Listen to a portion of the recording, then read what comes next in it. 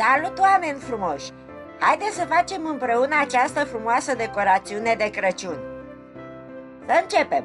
Avem nevoie de o farfurie de plastic, o sticlă de candelă și câteva crenguțe de brad. Le-am tăiat mai micuțe. Și, bineînțeles, un pistol de lipit. Punem siliconul pe fundul la sticlă și punem și punem și punem și punem. Acum fixăm în mijlocul farfuriei și apăsăm bine. Vedem că s-a lipit. Apăsăm bine. Așa, e fixă. Nu uitați să dați un subscribe. Acum punem silicon pe crenguță, luăm câte o crenguță și punem pe fiecare silicon. Și lipim pe farfurie. Apăsăm încet, dar atenție să nu atingeți siliconul, că frige tare. Luăm încă una și tot așa, câte una, fixăm pe farfurie.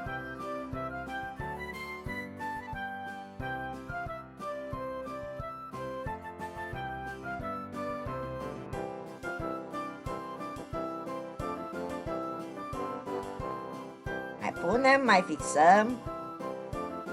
Mai luăm încă una. Mai punem silicon. Și le așezăm pe farfurie. Și uite așa am făcut de jur împrejur până le-am prins pe toate.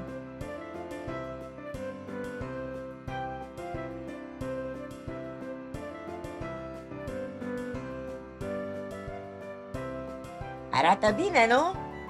Nu uitați să dați un abonează-te!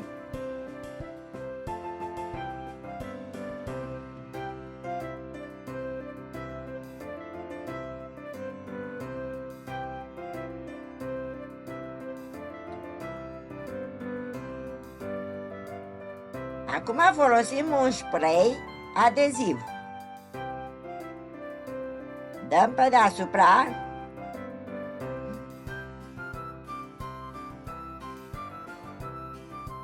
Și punem sclipici. Și puteți să folosiți ce culoare vreți voi de sclipici. Eu am folosit un albastru deschis, un bleu.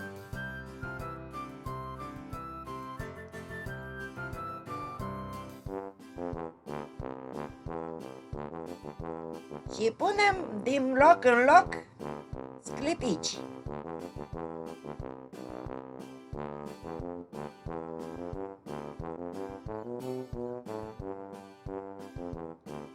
Acum schimbăm culoarea.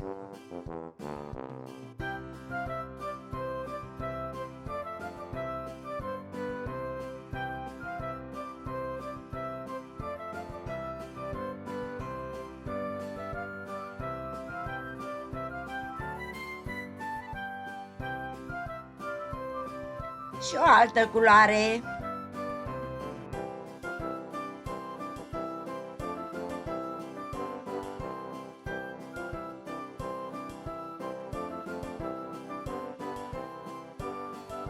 Culorile la sclipi sunt opționale. Care vă place, acelea folosiți.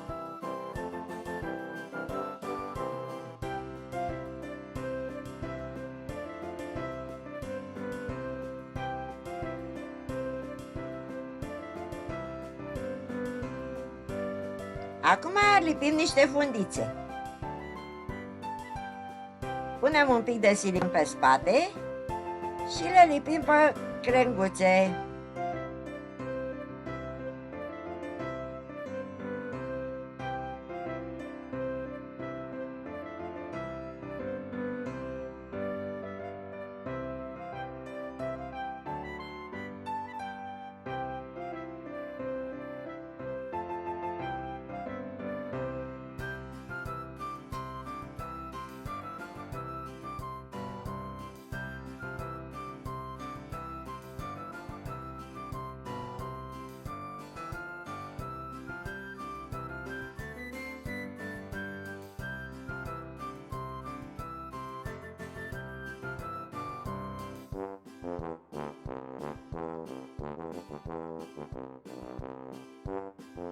Luăm niște globulețe.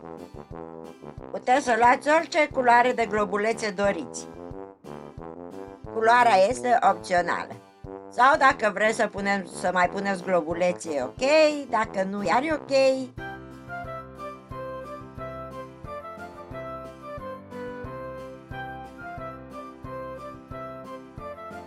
Punem silicon pe fiecare globuleț și îl lipim de crenguțe. Și apăs, iar întorc, iar mai iau un globuleț, mai punem silicon și uite așa am decorat. Am făcut o frumoasă decorație pentru masa de Crăciun.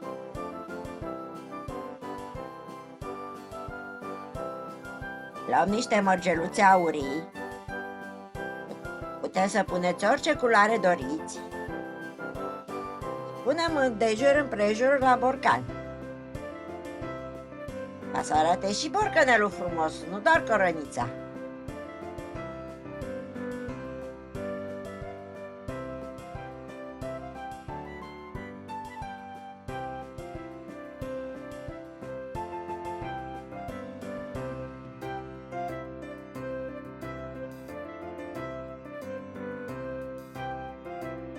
Iar mai punem.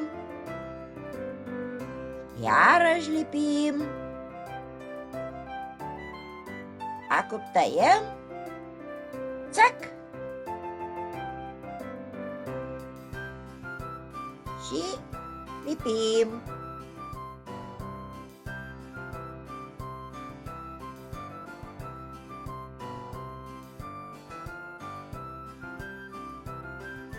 Luăm niște mărgeluțe. Eu am ales aurii, fiindcă îmi place culoarea aurie.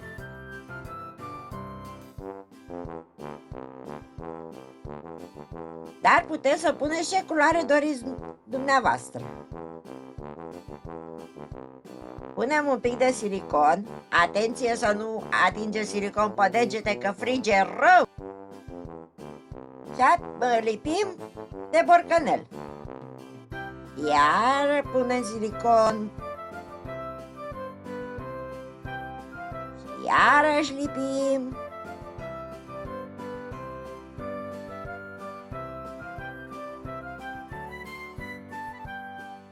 Și iar punem silicon. Iarăși lipim.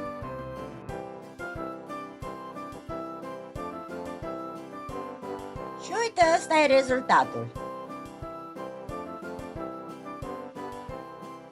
Acum punem niște bleu.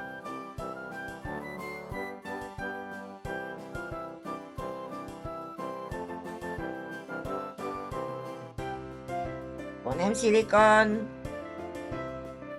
Și facem la fel cum am făcut cu auriu. Pim.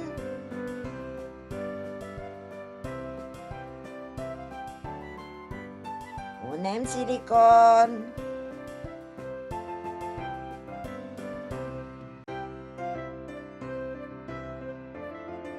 Atenție la degete, că frige. Și lipim. Nu uitați să vă abonați. Sper că dacă vă place să nu vă veți abona. Și acesta este rezultatul.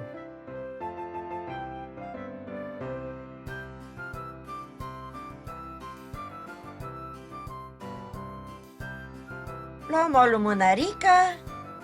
Eu am ales o lumânare parfumată.